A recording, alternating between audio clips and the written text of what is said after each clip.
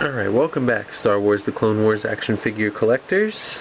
This is another review. I am doing a review on Clone Pilot Goji. I'm going to start saying the numbers of the figures so that people, when they're collecting, can kind of keep track. He is Clone Wars figure number 28, and here's his card. I will read quickly the description on the back since I've got plenty of time. I'm only reviewing one figure. It says, a clone pilot flies a Y-wing fighter on a bombing mission. The leader of Red Squadron unleashes a new Republic weapon designed to destroy huge numbers of battle droids at one time. Pilot uses his innate skill and extensive training to deliver the weapon accurately and defeat the enemy.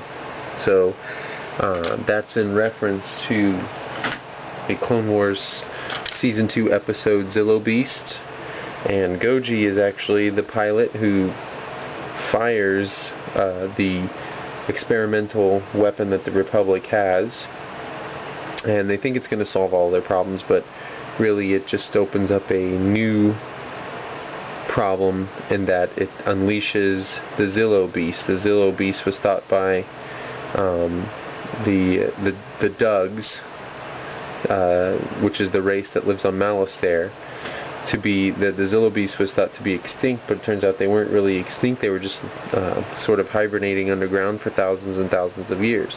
And when the weapon goes off, there's a huge crater created, and that's where the Zillo Beast is. So anyhow,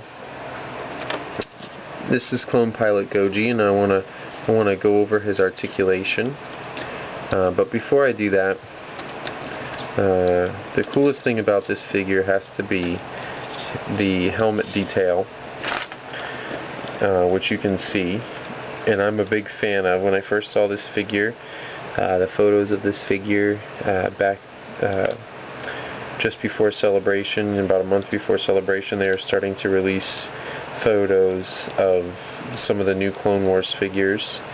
And Goji was one that immediately everyone was sort of drawn to because of the really cool design on his helmet.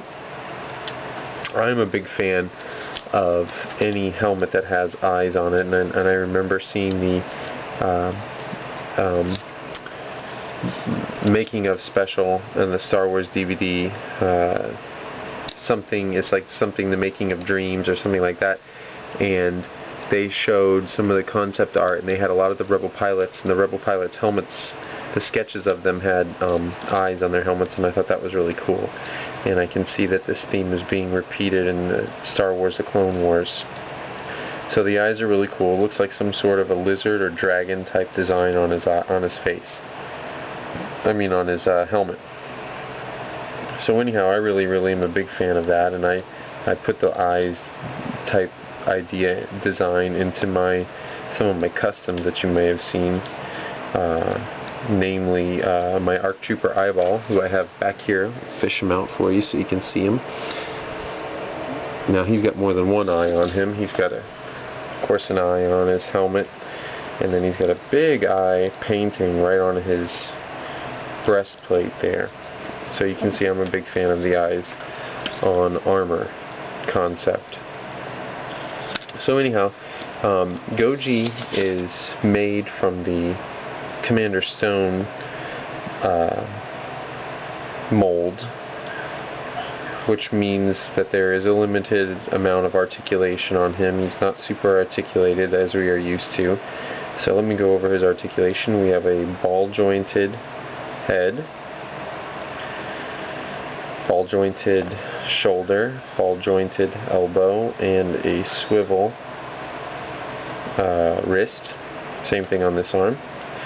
There is no chest articulation, although it really looks like it. It almost fools me time and time again, but there is no chest articulation. Swivel waist, swivel hips, ball-jointed knees, no ankle articulation. And I just have to say, as a collector, that the no ankle articulation is something that really bugs me personally, because ankle articulation, if for nothing else, helps figures stand and keep their balance better. if they don't have ankle articulation, it tends to make the figure kind of flat-footed, and if your table gets bumped or your display gets bumped, they fall over way easier. Whereas if they have ankle articulation, there's a little bit of give in there, it seems, that allows them to get bumped and not necessarily just plain old fall over.